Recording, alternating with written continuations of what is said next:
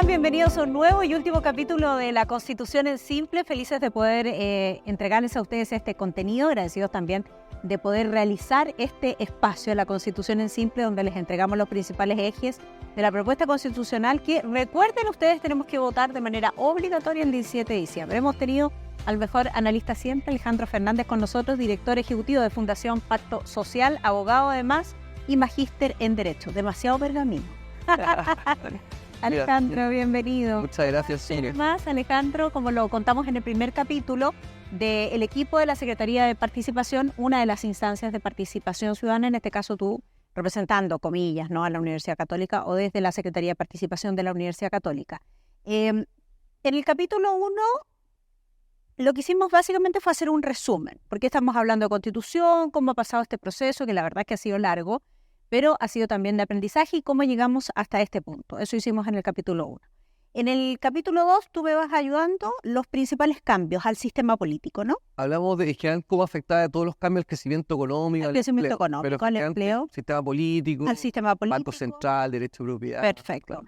En el tercer capítulo hablamos de los famosos derechos sociales, ¿no? De cómo esto había quedado reflejado, está reflejado en este texto, que los invitamos, por supuesto, a ustedes a leer dentro del detalle que se pueda, porque la verdad es que es largo y también bastante complejo, y es por eso que existen espacios como este para simplificarlo. Y en este vamos a cerrar con un tema que tiene muchísimo impacto en la ciudadanía y que lo ha tenido particularmente este 2003 y diría yo, Alejandro, particularmente este mes de noviembre, donde ya la escalada de violencia, ¿no?, en términos de secuestro, de nuevos tipos de delitos, de crimen organizado, de granada contra una carabinera, o sea, ya es una cuestión que nos causa sorpresa y, por supuesto, muchísima preocupación.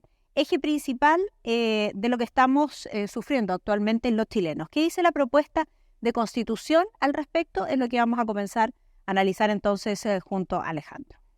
¿Hay algo de seguridad en la Constitución? Hay algunas cosas. Solamente voy a hacer una invitación y una precisión. Dale. Por un lado, el texto constitucional, que lo pueden buscar en tenemosquehablardechile.cl, y es un espacio donde hay un resumen muy bueno, así que... Ajá. Y lo otro, solamente precisar también, Ignacio Larraza, representada a la Católica en la Secretaría de Participación. Ya, okay. Yo apoyaba, yo era parte del equipo, okay. Sí. Pero solamente para que después no me diga nada, Ignacio. Oye, sí, a ver, primera cosa... Para que no nos demande. Exacto, claro. La primera cosa respecto, después vamos a entrar al detalle, pero lo primero es que, como hemos dicho siempre, los textos son fruto del contexto constitucional, ¿cierto? Contexto social, perdón. Entonces, el tema de la seguridad muchas veces no es una cosa prioritaria en las constituciones. De hecho, uno puede mirar muchas que no. Y acá la comisión experta, de hecho, tampoco le dio tanto foco. Yo diría que es como el sello del Consejo. El Consejo dice, bueno, nosotros las personas nos eligieron democráticamente, la seguridad pública es un gran problema, por lo tanto le vamos a dejar un sello y vamos a poner muchas normas vinculadas a eso. ¿Es un sello del Consejo o es un sello del Partido Republicano? Es una buena pregunta. Yo creo que hay de las dos cosas. Yo creo que hay ciertos consensos. Para ser justos en esto. Por ejemplo, la Defensoría de Víctimas es algo que yo creo que genera bastante consenso. Se venía discutiendo desde el proceso anterior. Exactamente, se venía discutiendo. Respecto al problema de la inmigración irregular, hay ciertos consensos más amplios, pero claro, la forma de abordarlo sí puede ser mucho más discutida, el instrumento. Y dejarlo escrito. Claro, yo diría que hay cosas que sí hay una noción más amplia, hay cosas que no. En general, quizá muchas veces el oficialismo quiere hacerse cargo de forma más integral del problema, a veces se ve una mirada un poco más represiva desde otros sectores. Yo creo que hay una buena combinación, pero por ejemplo en Gendarmería se habla de reinserción social, o sea, también este texto tiene una mirada que no se restringe exclusivamente como a las policías, a la fuerza pública. Hay algo de todo. Ya, te entiendo, te saqué un poco de allí, pero es que era importante esa precisión. Pero sí, tú dices, este es un sello que quiso dejar efectivamente el Consejo en la propuesta constitucional que votaremos en diciembre. ¿Por qué? Exactamente, yo creo que es un sello, y se manifiestan varias cosas, y ahí vamos a ver el detalle, pero lo primero es que hay dos capítulos específicos sobre el tema, un capítulo seguridad pública y un capítulo defensa nacional, y eso es inédito. Y es una señal primero política, ¿cierto? De hecho, la comisión experta no se quiso poner el capítulo especial, yo creo que fue una tontera, así diciendo de forma como honesta, simple, y después en el Consejo también no hubo acuerdo transversal de ponerlo como un capítulo. Yo creo que tiene sentido para la ciudadanía, porque al final el texto que se va a votar el 17 de diciembre no es solamente un texto jurídico para los abogados, es un texto que tiene que hacer sentido a las personas, entonces darle relevancia me parece bien, así como también se dio relevancia al medio ambiente. Así, hay muchos temas importantes que son innovaciones que a mí me parece que van en buena línea. Oye, en estos capítulos incluso que fueron introducidos por el Consejo Constitucional, ¿se solicitó el pronunciamiento de la Corte Suprema? No Sí, recuerdo ese sí, de hecho, Esto pasó efectivamente cuando el Consejo Constitucional, o sea, el órgano democrático, quiso incorporar estos capítulos nuevos. El oficialismo se negó, dijo que no se podía hacer procedimentalmente porque la comisión experta ya había dejado fijados los capítulos. Y la Corte Suprema revisó y dijo no pasa. No. Discutan, hablen, Se conversen. puede perfectamente incorporar capítulos, esta es una atribución del Consejo. Sí, me llama la atención y creo que no Sí, fue una vuelta innecesaria, probablemente. Sí. Ya, ¿qué dicen estos capítulos sobre seguridad? Déjenme enunciar yo algo y luego tenemos la explicación de Alejandro. Ambos capítulos concentran los deberes, atribuciones, reglas de nombramiento de sus instituciones. Está el capítulo, como ya explicaba él, de la Defensa Nacional, del Ejército, Armada y Fuerza Aérea, y el capítulo de Seguridad Pública, Carabineros, Policía de Investigaciones y Gendarmería, que por primera vez, además, tú ya lo decías, se reconoce en rango constitucional. Exactamente. Se menciona. Esto además había quedado en las 12 bases, que también es importante. Fue un límite que le puso el Congreso. Porque también se discutió mucho el año pasado en la convención, si solamente iba a ser carabineros, policía de investigaciones o si iban a crear nuevas policías. Y eso generaba bastante incertidumbre. Entonces se dejó establecido como regla y se tradujo también en estos dos capítulos, como bien señalabas. Algunos como regulaciones generales que es importante señalar. Bueno, se establece con claridad que el Estado tiene el monopolio indelegable de la fuerza. Y eso es importante. O sea, acá, sobre todo cuando tenemos discusiones a veces respecto al terrorismo o muchas personas que quieren empezar a armarse, es uno dice, no, cuidado acá, el Estado tiene que ser el primero y tener el monopolio en el uso de la fuerza. ¿Ah? A través de la de Fuerza Armada, las Fuerzas de Orden y la Seguridad Pública. Exactamente. Y también es importante que así como tiene el monopolio esta institución en particular, o se ejerce a través de ella, siempre está subordinada al poder civil. ¿Ah? Y eso también es súper relevante. O sea, acá el presidente de la República, los gobiernos, tienen primero esa disposición democrática, ese apoyo de legitimidad democrática, y por lo tanto, por ejemplo, en caso de guerra, es el presidente el que asume la dirección digamos, de las Fuerzas Armadas, y en general también, por ejemplo, un director de carabineros que tiene algún problema, por ejemplo, de fraude o cosas de corrupción que hemos conocido lamentablemente, el presidente tiene la facultad para poder destituirlo. O sea, siempre está subordinado al poder civil. Ok, está súper bien amarrado eso entonces. El Estado tiene el monopolio de la fuerza, lo ejerce a través de estos organismos, pero nuevamente están subordinadas al poder civil. Exactamente. Y en limitado, este caso, obviamente. la figura del presidente. Exacto, y limitado también a cumplir con respeto de los derechos humanos y las libertades de todos los ciudadanos.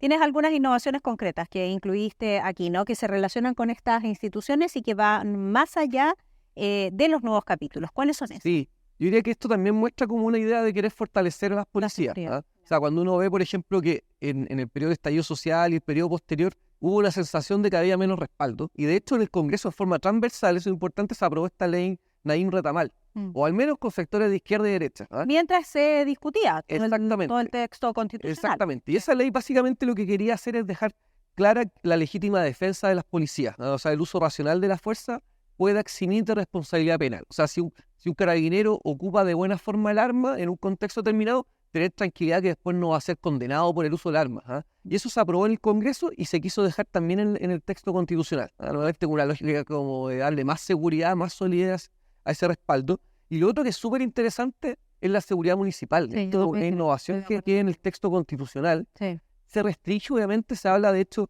del apoyo de las fuerzas de seguridad a la seguridad municipal en el ámbito de la prevención, y eso también es importante. Obviamente no le podemos dar atribuciones amplias a la seguridad municipal para perseguir, digamos, los delitos, pero no lo podemos equiparar con carabineros. Exactamente, tiene otras capacidades técnicas. Transformación. Exactamente, transformación, pero al menos la prevención se reconoce explícitamente y me parece muy bueno porque los esfuerzos locales, municipales son muy relevantes para la ciudadanía. Y saben por qué yo creo también que es súper relevante, porque hoy día está muy presente esa seguridad municipal, esa seguridad ciudadana, es parte del día a día de los ciudadanos, por lo tanto no es un tema desconocido, es algo que se viene haciendo y trabajando hace mucho tiempo, intentando regular, etcétera, o desregular, pero como sea está presente. Exactamente, eso me parece por eso un buen avance.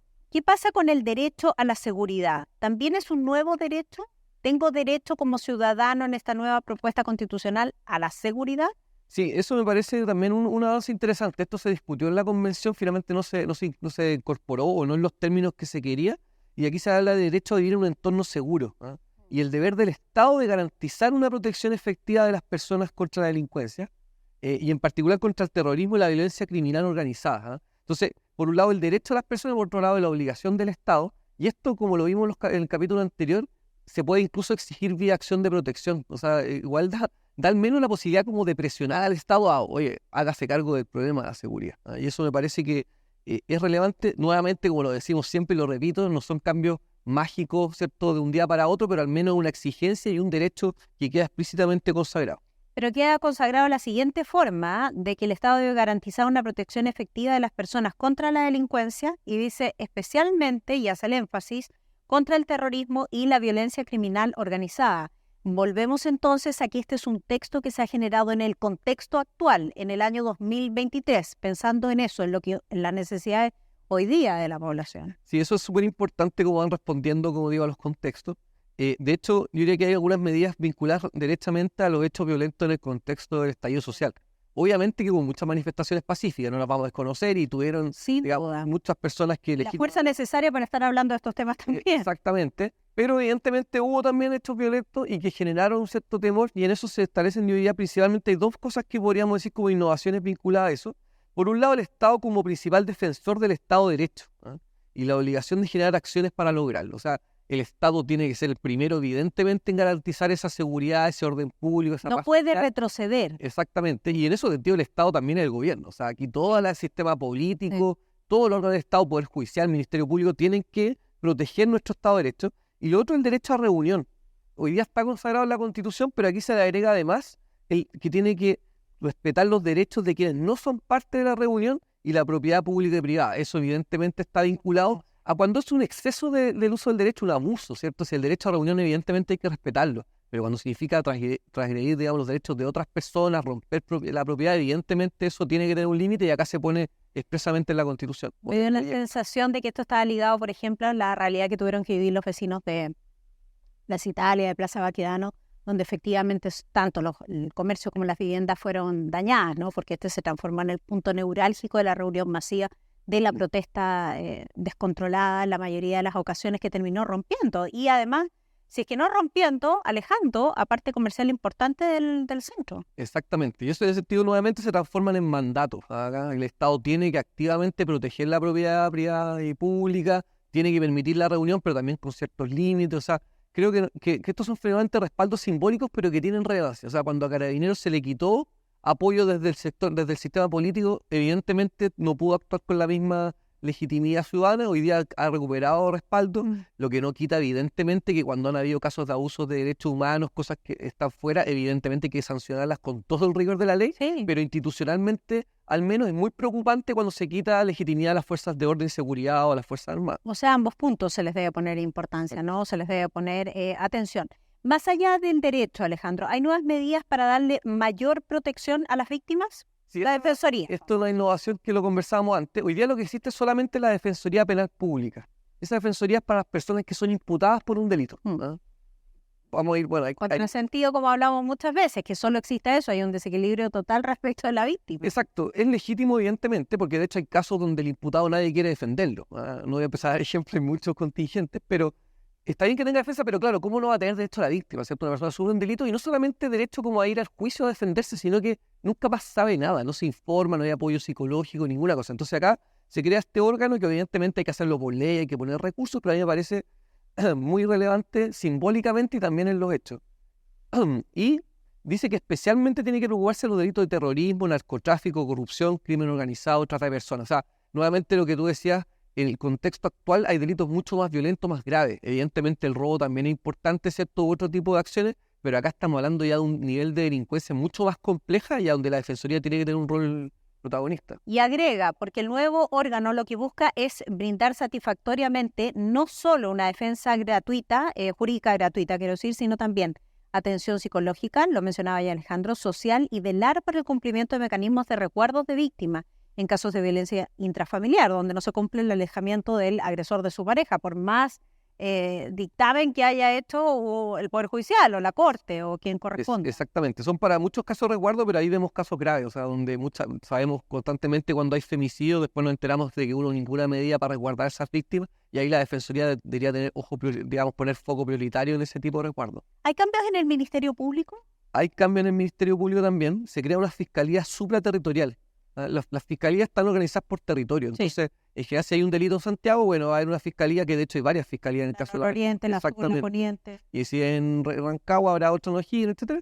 Entonces, el problema del crimen organizado que es mucho más complejo, ¿cierto? Y se va y puede, digamos, cubrir o está en varias regiones. Por lo tanto, acá esta fiscalía está pensada principalmente para perseguir el crimen organizado. Y lo otro que se crea un consejo de coordinación interinstitucional, donde participan distintos actores fuera del Ministerio Público, por ejemplo, un representante o la representante del Ministerio de la Mujer. Y equidad de género. Es importante, y equidad de género tiene importancia porque también la idea es poner sobre la mesa en la estrategia del Ministerio Público delitos que afectan especialmente a las mujeres, como la violencia intrafamiliar, como los delitos sexuales y otros. Ahí menciona el terrorismo, ese es un capítulo que podemos ver, ¿no? Y nuevas medidas, porque finalmente lo que se hace es robustecer las normas para frenar el terrorismo, y esto se entiende especialmente en el contexto de la situación de la Araucanía. Responde a ese capítulo. Sí, efectivamente, nuevamente en la misma línea. El terrorismo también respondió en los 80 a contextos sociales y políticos, ¿cierto? De hecho, hoy día se menciona que el terrorismo es contrario a los derechos humanos, ¿no? Y en ese sentido ya hay una mención, pero acá se profundiza más justamente, como dices, por el contexto actual, principalmente vinculado a lo que ha pasado en el sur, donde además nos hemos dado cuenta, Soledad, que si bien esto un sector político específico lo declaró, hoy día también el propio gobierno se ha tenido que hacer cargo y de hecho llevamos con estado de excepción constitucional desde comienzos de este gobierno. Entonces es una situación evidentemente compleja. Hay una medida concreta, por ejemplo, el estado de sitio que existe hoy día principalmente por actos, digamos, de guerra interna o grave conmoción interior, también se incorpora al acto de terrorismo. ¿Ya? O sea, ¿Qué podría ser eso? ¿Un atentado terrorista? Exactamente. Por ejemplo, un atentado terrorista. En esos casos, hoy día ya tenemos otros estados, por ejemplo, de emergencia, pero cuando se requiere aún más fuerza del Estado, en presencia, por ejemplo, de la Fuerza Armada, limitación de ciertas libertades para proteger a la ciudadanía, se incorpora además explícitamente el acto terrorista como una causal para el estado de sitio. Ya, deja yo hacer un paréntesis acá porque en el proceso pasado que también discutimos, hicimos un programa para eso, ¿no? Se debilitaban de cierta forma los estados de excepción constitucional, que fue un tema súper discutido y también muy ciudadano, ¿no? El de emergencia en el caso de alteración del orden público o grave daño a la seguridad de la nación se había efectivamente eliminado, ¿no? Y allí todo esto en medio de un contexto muy complejo fue uno de los temas más rebatidos. ¿Se reconoce las víctimas del terrorismo tendrán derecho a ser indemnizadas? Sí, eso también es interesante. Se establece efectivamente un derecho específico, ¿eh? Hay, obviamente que en muchos casos las víctimas pueden tener derecho a indemnización, pero en este caso es responsabilidad del Estado, ¿eh? Porque el principal responsable finalmente de que haya terrorismo es que el Estado no se está haciendo cargo, ¿cierto? Claro. Por lo tanto, en este caso en particular, y nuevamente nos iríamos a los casos de la Araucanía, muchas veces las víctimas que han sufrido delitos, digamos, derechamente terroristas podrían ser indemnizados por el Estado. Y en el caso contrario, es decir, el responsable no tiene derecho a indulto. No tiene derecho a indulto, se queda también expresamente establecido en el texto, y también la inhabilidad perpetua a ejercer cargos o funciones públicas, tanto de elección popular como cualquier tipo de cargo en un servicio público. Cosa que nos parece evidente, ¿no? Vamos cerrando la conversación sin querer estigmatizar, ¿no? A los inmigrantes. Evidentemente hemos visto un incremento del crimen organizado, crímenes que no conocíamos en nuestro país, la situación del Tren de Aragua, la llegada de delitos violentos, ¿no? El sicariato, el secuestro, que ha estado muy presente durante este mes de noviembre o durante el mes de noviembre. ¿Hay algo de esto en la propuesta constitucional? Hay algo de esto, nuevamente respondiendo a los contextos. Uno dice, porque en la Constitución del 80 evidentemente no había nada de esto, porque no había casi muy poca inmigración en Chile. Hoy día lo establece. Por un lado, obliga a crearse la policía fronteriza, encargada del control, patrullaje y resguardo de las fronteras. Sí. Eso es importante, de las fronteras nacionales, porque hay otros órganos evidentemente que cumplen roles, por ejemplo, a nivel de las fronteras aéreas o marítimas. Y también se establece, la propuesta incorpora que cuando ingresen personas de forma clandestina por pasos irregulares no habilitados deben ser expulsados en el menor tiempo posible. O sea, hay un mandato al Estado de expulsar la inmigración irregular, pero obviamente resguardando la dignidad de las personas y los derechos que están reconocidos, por ejemplo, en los tratados internacionales. O sea, evidentemente el Estado no puede estar permitiendo que las personas ingresen de forma irregular. Hay vías regulares para hacerlo y le da este mandato, pero con ciertos límites. E incluso esto es importante a propósito de las discusiones que se han dado después de los panamericanos. O sea, esto no obsta, por ejemplo, por los tratados internacionales a dar asilo humanitario o refugio. Si hay personas que... No se contrapone. No se contrapone, exactamente. O sea, esto tiene que ver con un ingreso simplemente irregular sin ningún causal, pero si hay una persona en Venezuela o Cuba que está escapando, por ejemplo, de un régimen totalitario que está violando derechos humanos, su libertad, evidentemente puede requerir refugio. Lo mismo que personas que vienen legítimamente, honestamente a Chile, que piden visas, trabajan y aportan al país, evidentemente también. Acá tiene que ver obviamente con prevenir sobre todo el crimen organizado que ingresa al país. Ahora, ojo, con los que hayan cumplido penas de presidio efectivo por crímenes o simples delitos en Chile, ¿no? Aquí aplica el mismo criterio para los extranjeros.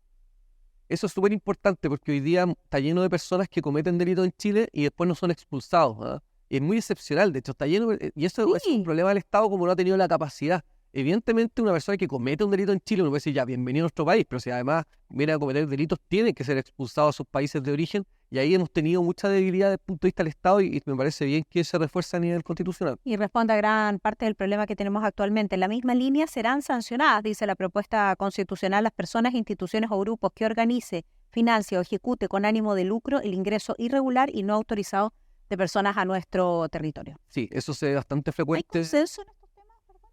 Hay ciertos consensos sobre la irregularidad de la inmigración como un problema, de hecho el propio presidente lo ha dicho, pero respecto a establecer este tipo de medidas como más, digamos, comillas, más duras, más explícitas respecto al Estado, yo creo que no. Yo diría que ahí claramente hay un sello más desde la oposición en este texto. Perfecto. Llegamos al final ya de este cuarto capítulo, ¿no? Y capítulo final, además, quisimos resumir con los principales ejes en un gran trabajo, además, que ha hecho Alejandro con su equipo y que va guiando la conversación que yo voy sosteniendo con él. Así es que ahora todo está en las manos de cada uno de nosotros. La participación ciudadana, siempre lo hemos dicho, es lo más relevante, es obligatoria. Además, 17 de diciembre votamos entonces esta propuesta constitucional.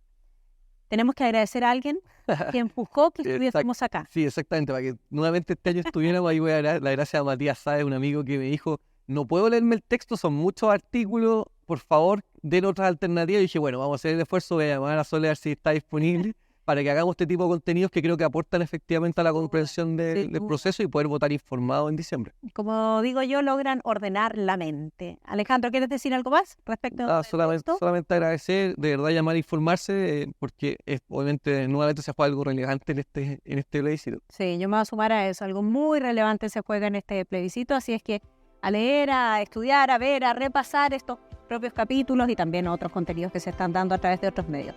Alejandro Fernández, nuevamente muchas gracias. Muchas gracias a ti, que estés muy bien. Gracias a ustedes por seguirnos. Chao, muchísimas gracias.